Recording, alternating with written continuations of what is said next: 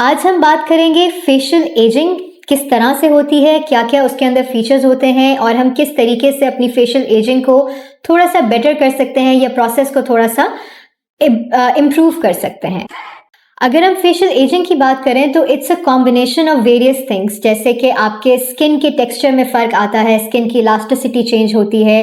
General ptosis होता है, volume loss होता है जिसकी वजह से थोड़ा सा एक डिफ्लेटेड सा टायर्ड सा लुक आता है आपके चेहरे के अंदर। उसके अलावा जैसे जैसे आप एज करते हैं तो आपके चेहरे में झुर्रियाँ आती हैं। झुर्रियाँ दो किस्म की होती हैं, एक वो जो आपके कांस्टेंट झुर्रियाँ होती हैं जो कि थोड़ी आगे लेटर एजेस में आती हैं। उसके अलावा डायनामिक झुर्रियाँ होती हैं या डायनामिक लाइंस होती हैं जो कि आपके चेहरे पर तब नुमायाँ होती हैं जब आप बात करते हैं या आपके चेहरे के एक्सप्रेशंस आते हैं, क्योंकि हमारे आंखें और उसके गिर्द का जो चेहरे का जो हिस्सा है वो एक बहुत ही एक्सप्रेसिव फेज होता है, जिसमें जब आप किसी से बात करते हैं या आप हंसते हैं तो आंखों की गिर्द झुर्रियाँ पड़ती हैं जो कि अंडरलाइंग मसल की वजह से पड़ी हैं, या फोरहेड के ऊपर लाइंस पड़ती हैं क्योंकि आप बात करते हैं, आपकी भवें मूव करती हैं, चेहरे पे एक्सप्रेशंस आते हैं, ये सारे मसल्स मूव करते हैं, इनकी वजह से आपको ये झुर्रियाँ आ सकती हैं। ठीक है, अब अगर हम देखें तो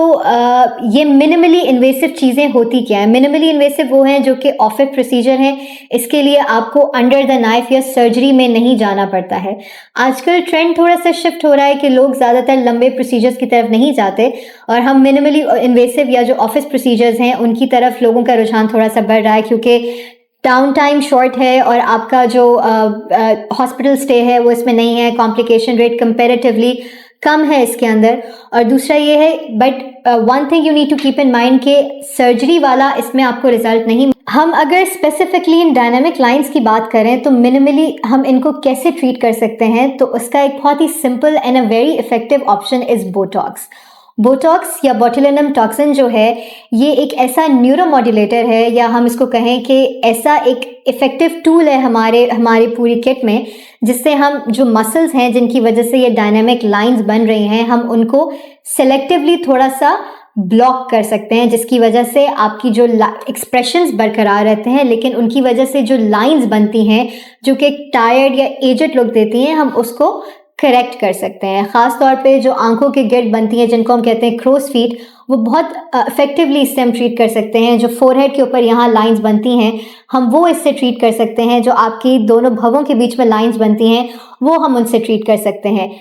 किस तरह लगता है, ये एक ऑफिस प्रोसीजर है। एक हमारे पास बोटॉक्स का वायल आता है जिसमें हम आपको कितनी डोज की ज़रूरत है वो हम इंजेक्शन में लेते हैं। एरिया को थोड़ा सा साफ करके एक लोकल एनेस्थेटिक लगाकर जहाँ जहाँ टारगेटेड एरिया में या जहाँ पर आपको रिक्वायरमेंट है या जो आपकी नीड है उसके हिसाब से एक जितनी डोज आपको चाहिए वो हम उस एरिया में लगाकर आपके मसल को सिलेक्टिवली ब्लॉक करते हैं, जिसका मतलब ये है कि उसका फंक्शन रहेगा लेकिन जो एक ओवर एक्सेसिव फंक्शन था जिसकी वजह से आपकी लाइंस बन रही थी वो लाइंस हम करेक्ट कर सकते हैं उससे।